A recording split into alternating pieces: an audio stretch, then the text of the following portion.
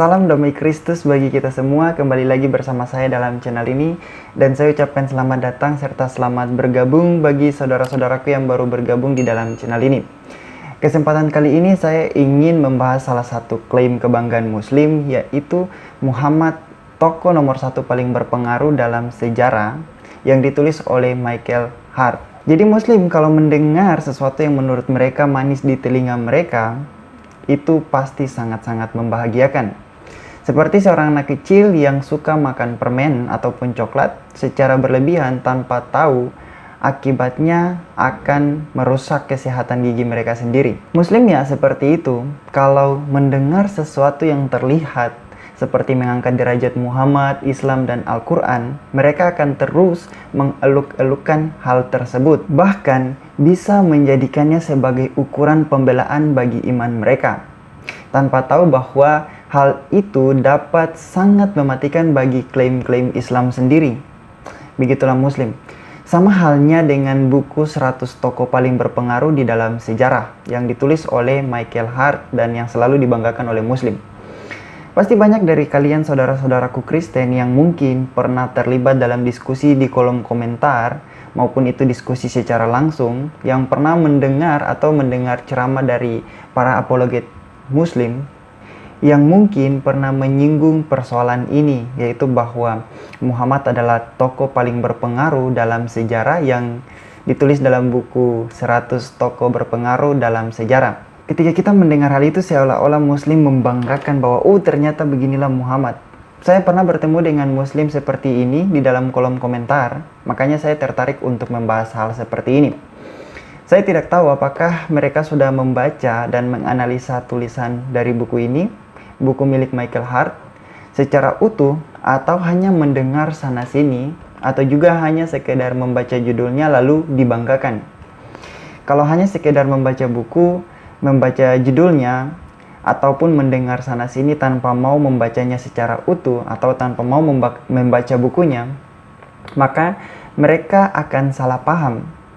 Dan saya rasa saudara Muslim harus membacanya terlebih dahulu sebelum membanggakan senjata yang akan memakan diri sendiri, membanggakan argumentasi yang akan menghancurkan Islam sendiri.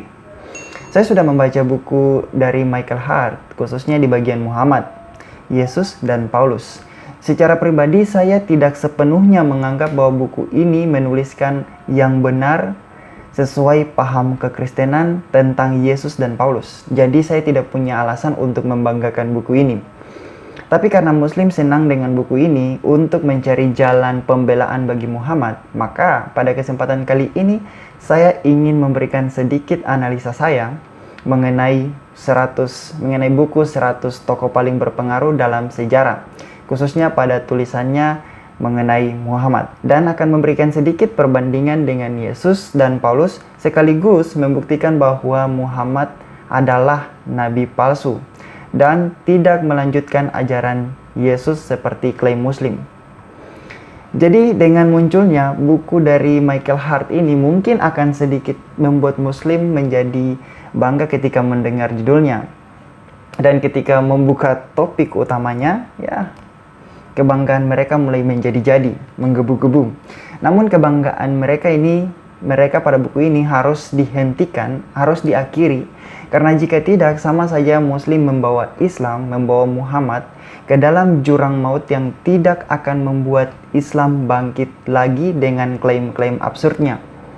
Dalam buku 100 tokoh paling berpengaruh dalam sejarah karangan Michael Hart, kita tahu bahwa Michael Hart menempatkan Muhammad pada urutan pertama. Dan ketika mendengar kalimat paling berpengaruh dalam sejarah, mungkin di angan-angan Muslim, saudara Muslim, bahwa kalimat ini merupakan sebuah kalimat yang luar biasa bagi mereka untuk menjadikan Muhammad sebagai teladan. Mungkin.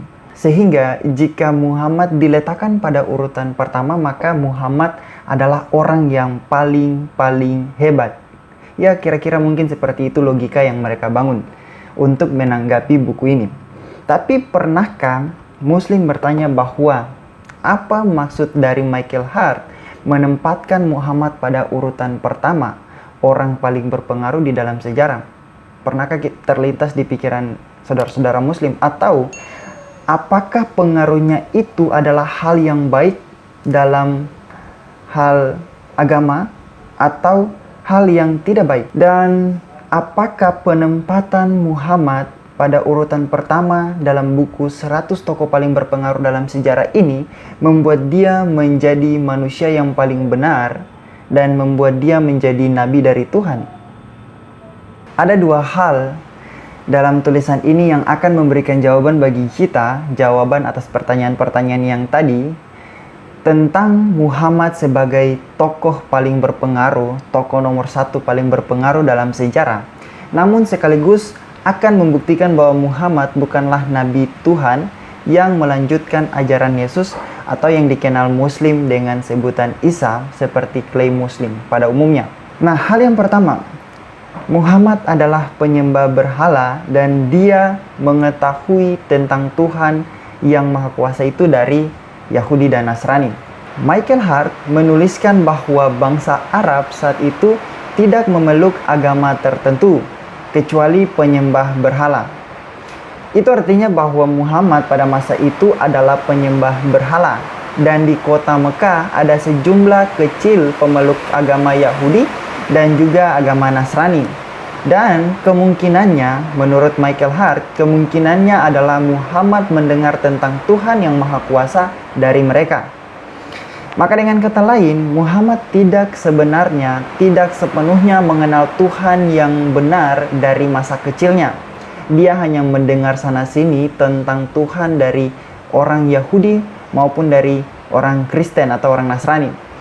Itu sebabnya jika kita membaca Al-Quran, banyak hal yang tidak bisa dibuktikan secara fakta historis sesuai dengan apa yang sudah menjadi rancangan Tuhan yang benar, maupun klaim Al-Quran tentang Tuhan, penjelasan Al-Quran tentang Tuhan tidaklah sama dengan Tuhan yang dikenal oleh Yahudi dan Nasrani.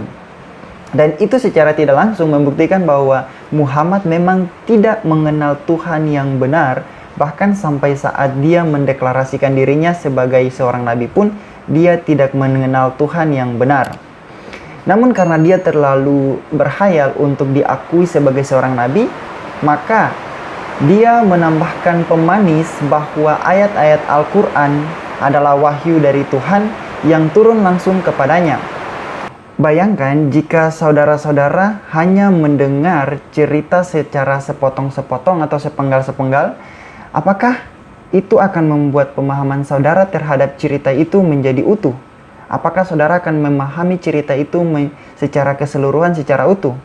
Tentu saudara tidak akan memahaminya secara utuh jika hanya mendengar secara sepotong-sepotong. Muhammad pun demikian. Dia hanya mendengar penggalan-penggalan tentang cerita mengenai Tuhan dari Yahudi dan Nasrani. Makanya dia memiliki pemahaman yang sempit atau tidak utuh dan cenderung sesat tentang pribadi Tuhan dan rancangannya. Maka tidak salah apabila Al-Quran pun salah dalam memahami Tuhan yang benar dan rancangannya secara utuh. Nah, sekarang bagaimana dengan Yesus dan Paulus? Yesus dan Paulus sama-sama dibesarkan dalam lingkungan Yahudi yang mana dengan sungguh-sungguh mengenal Allah yang benar dari masa kecil mereka.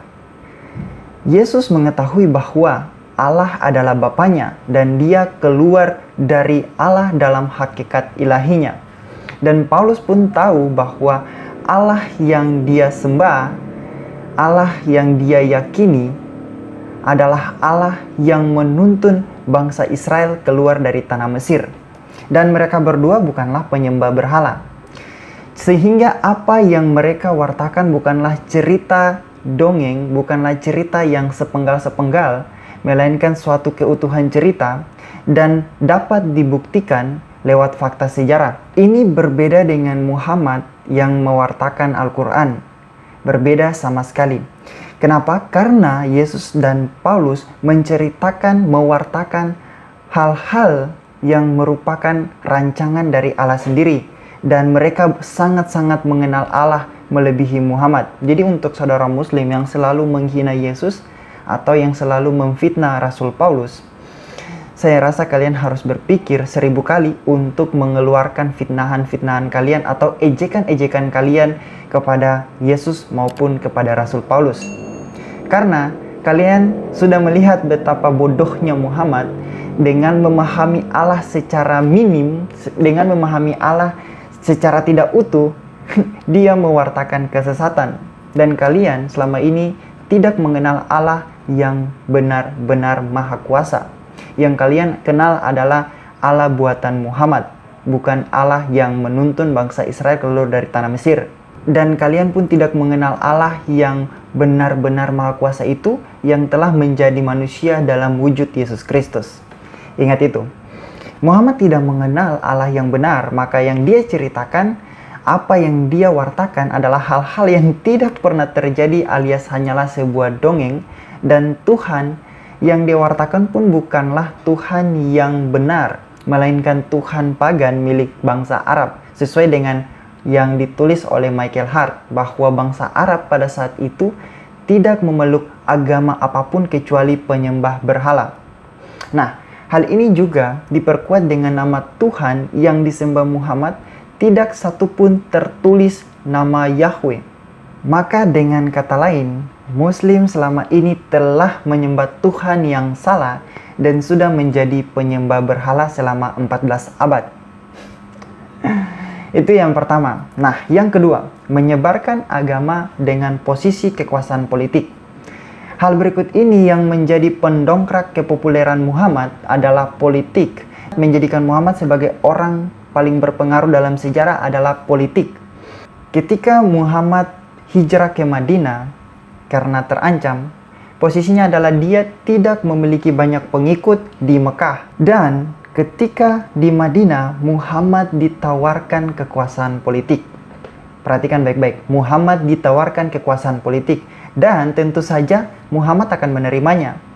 Dan pada saat itu, banyak pertempuran yang melibatkan dirinya lalu dimenangkan oleh dia, dan banyak suku-suku Arab mulai memeluk Islam. Nah, perhatikan ini. Artinya bahwa penyebaran Islam juga tidak lepas dari urusan politik Muhammad dan juga peperangan. Bagi kalian saudara-saudara Muslim yang selalu menuduh kekristenan bahwa Kristen adalah agama penjajah, kalian perhatikan ini. Muhammad menyebar Islam dengan peperangan. Itu harus kalian catat. Yesus dan Paulus tidak memiliki kepentingan politik dalam menyebarkan ajaran. Yesus dan Paulus tidak memiliki kepentingan politik untuk menyebarkan ajaran. Bahkan Michael Hart dalam tulisannya dalam buku ini menuliskan bahwa berbeda dengan Muhammad, Yesus tidak memiliki pengaruh politis dalam hidupnya, di masa hidupnya, ataupun pada abad berikutnya.